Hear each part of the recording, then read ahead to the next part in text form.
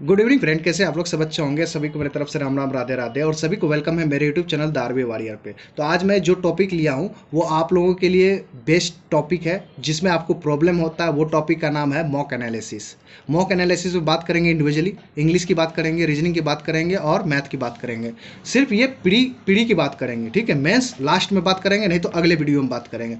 तो सबसे पहले इंग्लिश की स्टार्ट करते हैं। मैंने देखा है कि जब इंग्लिश का मॉक खत्म होता है या आप लोग जैसे टेस्ट खत्म होता है, तो मैंने देखा है कि इंग्लिश को इग्नोर कर देते हो और आप बोलते हो ना कि वर्ड कैसे कंप्लीट करें, वर्ड वर्ड आपको कैसे याद रखना है, वर्ड मुझे मिलता नहीं है। आप देखो, अगर टेस्ट देते हो उसमें आपको फिलर मिलता है, क्लोज टेस्ट मिलता है, वर्ड रिप्लेसमेंट मिलता है, वर्ड अरेंजमेंट मिलता है, और उसके बाद मिसपेल्ड वर्ड मिलता है। अगर मान लो एक सेट में इन पाँच ही छः में से तीन भी आया, मान लो कि आप जैसे मैं फिलर की बात कर रहा हूँ, अगर सिंगल फिलर आता है तो पांच क्वेश्चन आते हैं फिलर के।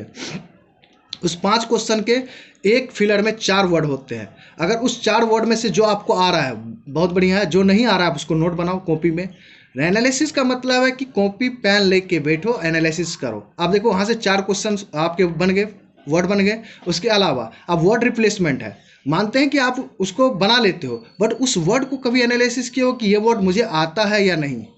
वो तो ग्रामेटिकली बहुत लोग बना भी लेते हैं, सही भी बन जाता है, बट उस वर्ड को आप अरेंज तो कर लेते हो, बट तीन क्वेश्चन चार क्वेश्चन रहते हैं, उसमें तीन तीन वर्ड रहते हैं, उसमें से जो नहीं आ रहा है आप नोट तो करो। उसके बाद मिसपेल्ड वर्ड में, बहुतों लोग के मिसपेल्ड वर्ड में भी गलत होता है, मैंने देखा है, मेरे खुद गलत होते हैं। बट आप उस वर्ड को लिखो और उसको याद करने की कोशिश करो कि हाँ इस तरह से। जब मॉक में आप जब जिस वर्ड को आप प्रैक्टिस करके जाए ना, एग्जाम में भी वैसे वर्ड आते हैं। पेपर से तो कर ही रहे हैं, वो बढ़िया है, पेपर से कीजिए, कोई दिक्कत नहीं, पेपर तो डेली 40 मिनट पढ़ने चाहिए। बट यहाँ पे जो आपको वर्ड मिला है, जैसे लाइक पैसेज पढ़ रहे हो, उसको भी करो। उसके अलावा ये सब तो हो गया वर्ड का। आप देखिए सेंटेंस अरेंजमेंट आता है, जो इकट्ठा वाला आता है, जंबल वाला नहीं, छोटा छोटा वाला नहीं, जो एक बार में देता है उसके पांच क्वेश्चन बनते हैं। मैं उस अरेंजमेंट की बात कर रहा हूँ।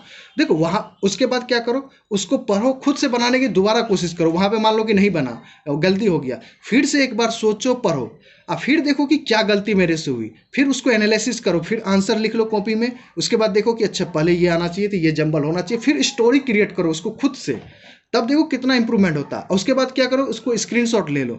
उसके बाद इसकी स्क्रीनशॉट लेके अपने गैलरी में जमा कर लो या लैपटॉप में रख लो। इससे क्या फ़ायदा होगा, एग्जाम से आप 10 दिन 15 दिन पहले उस पजल्स पे, उस अरेंजमेंट पे प्रैक्टिस करना स्टार्ट कीजिए। तो फिर से दोबारा करेंगे तो आप में वो कॉन्फिडेंस बिल्ड होगा। और जो आपका आरसी है, एक बार आरसी को पढ़े, खुद एनालिसिस करें, क्वेश्चन देख के नहीं करें। आप टेस्ट में भले ही क्वेश्चन देख के पैसेज बनाइए, वो मंजूर है, बट जब आप एनालिसिस करें, पैसेज को पूरा पढ़िए, क्वेश्चन एक भी नहीं देखना है। पहले पैसेज को पढ़िए, खुद सोचिए कि पैसेज का क्या रहा है, थोड़ा सा मतलब टाइम लेके। इससे क्या होगा कि आपका कॉन्फिडेंस बिल्ड होगा। उसके बाद जाइए आप क्वेश्चन पे, और कोशिश कीजिए कि दोबारा मुझे पैसेज पे नहीं जाना पड़े। इसमें माइंड पे थोड़ा सा जोर लगाइए, तो इससे क्या होगा, आपका धीरे धीरे प्रैक्टिस पैसेज पे भी हो जाएगा, सेंटेंस अरेंजमेंट पे भी हो जाएगा।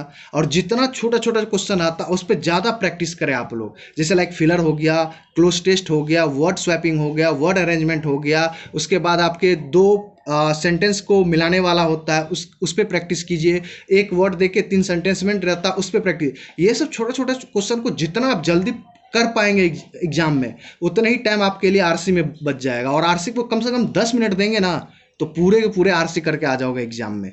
और उधर 10 मिनट में अगर बना दिए छोटे छोटे क्वेश्चन को तुरंत, तो काम हो जाएगा आपका। उसके अलावा नेक्स्ट आते हैं मैथ पे। मैंने मैथ में, अब मैथ की बात करते हैं। देखो मैं गाइडली टेस्ट के बारे में बात कर रहा हूँ, मैथ वहाँ का स्टैंडर्ड होता है। अगर वहाँ पे आप मैथ देते हो तो डेफिनेटली वहाँ से 20 से 25 क्वेश्चन बनेंगे हमारे आपके जैसे बच्चों के लिए। और तो टॉप बच्चे के लिए वो तो 30 भी बना लेते हैं, 35 बना लेते हैं, उनकी बात नहीं कर रहा हूँ, हमारे आपके। अगर 20 से 25 पहुँच रहे हैं IBPS PO के सेट में मैथ में, तो मेरे मानना है कि आप मैथ में बहुत अच्छे हो, एक्सेलेंट हो, बहुत बढ़िया हो। उसके बाद आप 10 क्वेश्चन देखो, जो 10 क्वेश्चन है उसको टेस्ट के बाद देखो कि क्या इसमें मैंने इजी क्वेश्चन छोड़ दिए। पहले उस क्वेश्चन को पिक करो, देखो कि 10 क्वेश्चन में से जो मेरे तीन चार क्वेश्चन ऐसे तो नहीं थे जो इजी था, जो कि तुरंत बनने वाला था, वो एनालिसिस करो। उसके बाद फिर 35 क्वेश्चन को देखो कि क्या मैं इस क्वेश्चन को पहले बनाता तो मेरे और कुछ ज़्यादा अटेम्प्ट हो जाते। तो एनालिसिस करने का ये तरीका होता है, ठीक है। और छोटे छोटे क्वेश्चन पे ज़्यादा प्रैक्टिस करो। देखो सीरीज पे, सिंप्लीफिकेशन पे, क्वाड्रेटिक पे जितना जल्दी बन जाए क्वेश्चन एग्जाम में उतना ही आपके लिए टाइम बच जाएगा। और डीआई पे प्रैक्टिस करें, काहे कि देखो आज के डेट में डीआई क्या हो रहा है कि डीआई तो बन रहा है, आप कैलकुलेट कर रहे हो डेटा, मगर क्वेश्चन जितना भी लेंदी आ रहा है ना उससे भागिए मत, एक्सेप्ट कीजिए उस चीज़ को कि मैं बना लूंगा इसको। अरे एक थोड़ा सा 10 सेकंड और लग जाएगा, 15 सेकंड लग जाएगा, बट आपके नंबर तो बनेंगे। आप तभी क्या करते हैं, 4 क्वेश्चन बनाते हैं, 5वां क्वेश्चन भाग जाते हैं, आपसे और कोई क्वेश्चन बनता भी नहीं है मैथ के अर्थमेटिक, तो भागिए मत, उसको थोड़ा सा शांत होकर बनाने की कोशिश कीजिए, रिलैक्स होने की कोशिश कीजिए, ठीक है। उसके बाद 35 के 35 क्वेश्चन एनालिसिस हो गए, उसमें से आपका सब चीज़ हो गया। अब आइए रीजनिंग की बात करते हैं। अब रीजनिंग में देखिए सबसे बड़ी बात है कि आपके एग्जाम में 4 पजल या मैक्सिमम 5 पजल, उसके अलावा 10 क्वेश्चन आपको मिक्सचर टाइप के। इसमें भी मैं बोलूँगा कि देखिए रीजनिंग सबका अभी कंसेप्ट क्लियर है, बट मैं ये कहूँगा कि जितने भी छोटे छोटे क्वेश्चन है ना उस पर ज़्यादा से ज़्यादा प्रैक्टिस कीजिए, जैसे लाइक सेलोलिज्म, कोडिंग डिकोडिंग या इनक्वलिटी, ब्लड रिलेशन, ये सब आपके एग्जाम में ना टाइम बचाएगा। इसमें टाइम बच गया ना तो आप पजल पे ज़्यादा टाइम देंगे, और पजल को भी प्रैक्टिस कीजिए, ठीक है। और पजल देखिए रीजनिंग में सब चीज़ क्लियर होता है, बट यहाँ पे सबसे बड़ी बात है कि टाइम का लैप्सेस होता है थोड़ा सा, एक्यूरेसी मतलब एक्यूरेसी के चक्कर में लोग क्या करते हैं, कम अटेम्प्ट करके आते हैं, धीमे कर देते हैं। सबसे बड़ी बात है कि देखो आप डेली क्या करते हो ना, कुछ ही दिन प्रैक्टिस करते हो रीजनिंग का, 10 दिन के, उसके बाद छोड़ देते हो। आपको लगता है कि मॉक से करेंगे, नहीं भाई, मॉक तो देना ही देना है। उसके अलावा आप डेली शेड्यूल में ले आओ कि 5 पजल 6 पजल आप डेली करो। और जो चीज़ आपको ज़्यादा दिक्कत दे रही है ना उसको डेली रूटीन में लाओ। लाइक देखता हूँ कि बहुत बच्चे को ब्लड रिलेशन में प्रॉब्लम होता है, तो उसको डेली लेके आओ, बनाओ उसको ब्लड रिलेशन, कहीं से स्क्रीनशॉट ले लो, किसी क्लास में चल रहा है तो वहाँ से स्क्रीनशॉट लेके आंसर लिख लो, फिर उसको बाद में बना लें। बट जो चीज़ दिक्कत हो रही है उसको प्रैक्टिस करके ख़त्म करो। जिस चीज़ से भागते हो ना वही चीज़ एग्जाम में आ जाता है। ये चीज़ एनालिसिस आप किए होंगे कि आप जिस चीज़ को छोड़ते हैं आपको लगता है कि नॉट इम्पॉर्टेंट, बट वो इम्पॉर्टेंट आपके एग्जाम में बन जाता है। तब आपको लगता है कि अरे यार पजल नहीं बना बट ये बन सकता था। क्या कि एग्जाम में आप देखोगे तो पीओ के एग्जाम में 4 पजल में से 3 ही पजल या 2 पजल बनते हैं, बट आपको डिपेंडेंट इस तरफ ऐसे होना पड़ेगा। मैं नहीं कह रहा हूँ कि पजल नहीं बनेगा, बना लोगे आप, बट कहीं आपके मॉडरेट शिफ्ट आ गए या टफर साइड में हो गया, तब आप ब्लड रिलेशन को तो बनाओगे ना, हाथ लगाओगे ना। अगर वहाँ पे आपकी अच्छी पकड़ होगी तो ब्लड रिलेशन कम समय में बना के आप पजल तो अटेम्प्ट कर सकते हो ना बाद में जाके, मेरा ये मानना है, ठीक है। उसी तरह मैथ का भी डीआई आप बनाओ, डेली 2 दिया, एक कैसलेट के ले आओ अपने रूटीन में। मैं बार बार बोल रहा हूँ कि आपके पीओ में कैसलेट दिखेगा और आपको परेशान भी कर देगा। 2 डीआई एक कैसलेट दिखेगा, ठीक है, तो उसको भी आप डेली लेकर आओ। तो आपके सारे चीज़ का मैंने एनालिसिस बता दिया कैसे करना है। हाँ, और लास्ट में एक चीज़ और बता देता हूँ, जितना भी पेपर दो कोशिश करो कि एक्यूरेसी जितना से जितना हो सके अभी से ही। ये एग्जाम में जाके एक्यूरेसी मेंटेन नहीं करना है, आपको अभी से करना है। इंग्लिश अगर 15 बनाओ तो देखो कि 15 में से 2-3 ही मैक्सिमम गलत हो, ऐसे लेकर चलोगे तो आपके लिए और बेटर होगा। काहे कि पहले से आप ये एक्सपीरियंस गेन करके ले जाओगे कि मुझे इतना ही बनाना, इतना बढ़िया नंबर लेकर आना है। ये नहीं कि 25 बनाए 16 बनाए। मैंने भी आज टेस्ट दिया था, मेरे भी 25 अटेम्प्ट हुए, 16 सही हुए। अपन को लगता है कि हाँ अपन सही करके आए हैं, बट वहाँ पे देखते गए यार 6-7 गलत हो गए या 16 नंबर मिल रहे हैं। इस तरह से नहीं, थोड़ा सा जिस पे थोड़ा सा भी डाउट होना इंग्लिश में, 10% का भी, 2% का, 3% का भी ना, उस क्वेश्चन को तुरंत लिप कर दो, उसको बनाओ ही नहीं। मेरा मानना है कि आप 12 ही बनाओ, 15 ही बनाओ। आज आपके 12 नंबर आए, फिर एनालिसिस करो, फिर अगले टेस्ट दो, उसमें 13-14 बढ़ेंगे। इस तरह से बढ़ेगा, घटेगा नहीं नंबर। एक्यूरेसी मेंटेन करके ले जाओगे ना तो आपके ना एग्जाम में वो जो बूस्टअप दिखेगा ना, आप 15 करके आओगे ना तो अंदर से वो खुशी मिलेगा कि नहीं अपन 15 के 15 करके आए।